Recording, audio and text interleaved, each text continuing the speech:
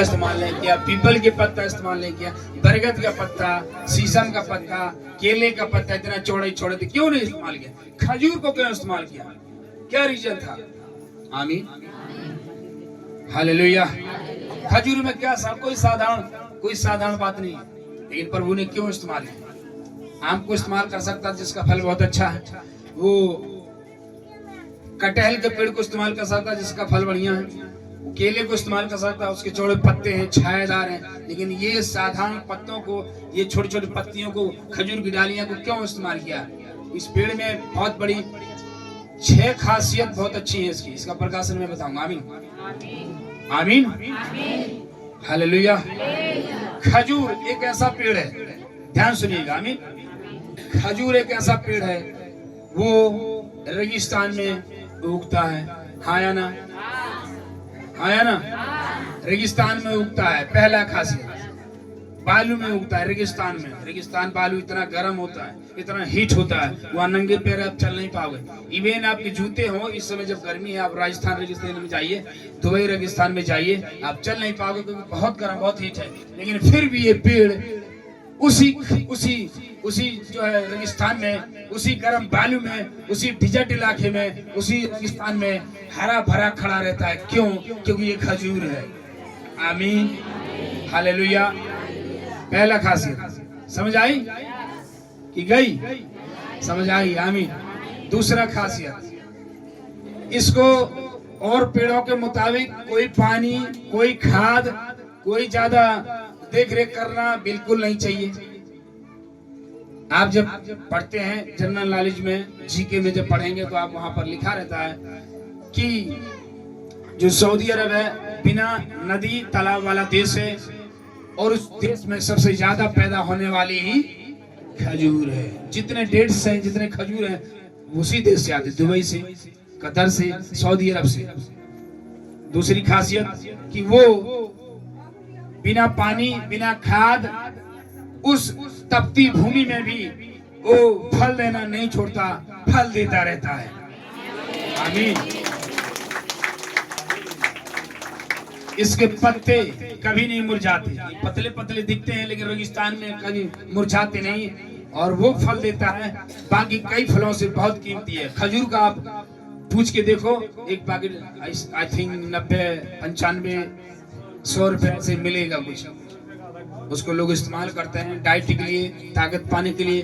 दूध और खजूर मिला के पीते, हेल्थी हो जाते लोग, बहुत फायदेमंद होता है।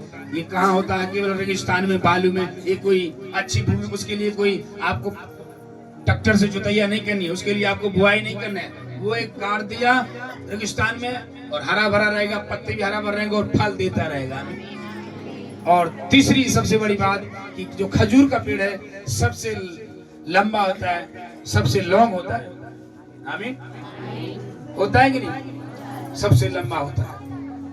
और इसका अर्थ बाइबल में लिखा हुआ है, क्या लिखा है? कि धर्मी जन खजूर की नाई पढ़ेंगे, फूलेंगे, फलेंगे। यीशु मसीह की हालेलुया। ये लिखा है, आमीन, कि धर्मी जन, विश्वासी जन खजूर के समान पढ़ेंगे, फूलेंगे, वो कभी सूखेंगे नहीं। और खजूर हर मौसम में, रेगिस्तान में, मार्च में, मई में, जून में, हर एक जगह में वो बढ़ती रहेगी, फूलती रहेगी। बारिश से कोई फर्क नहीं पड़ता उसको, रेगिस्तान से कोई फर्क नहीं पड़ता। उसका फल आना है तो आना है, उसकी हरियाली बनी है तो बनी रहेगी, उसकी लंबाई बढ़ती जाएगी। हालेलुया। ये है खजूर का पेड़ को इसलिए प्रभु ने लिया, उसकी खासियत है।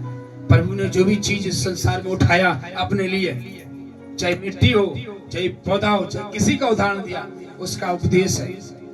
खजूर का पेड़ ऐसे ही नहीं है। हालेलुया। खजूर का पेड़ में खासियत हमने बताया, और रेगिस्तान में होता है, उसके लिए पानी की जरूरत नहीं, खाद की जरूरत नहीं, लेकिन फिर भी वो हरा भरा रहता है, फल देता रहता है, सबसे लंबा होता है, उसके पत्ते कभी मुरझाते नहीं।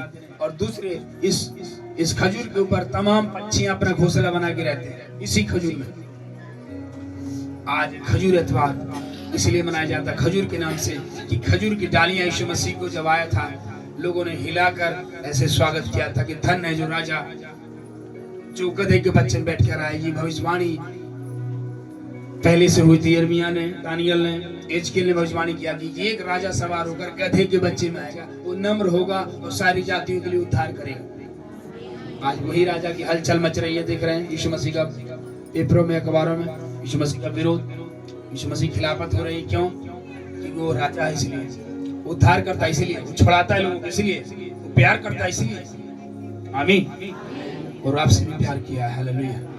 इसलिए उस राजा को धन्यवाद देते रहना है, बड़ाई करते रहना है, उसकी महिमा करते रहना है। वो आपको खजूर की नाई बढ़ाएगा, फलवंत करेगा, क्योंकि धर्मी जन खजूर की नाई बढ़ेंगे, फलवंत होंगे। हालेलुया। बोलो यीशु मसीह की, यीशु मसीह की, हालेलुया।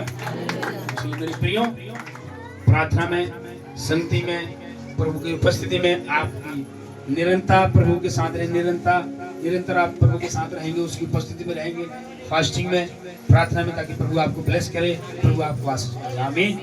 जय मसीह की। God bless you. आइए प्रार्थना करेंगे।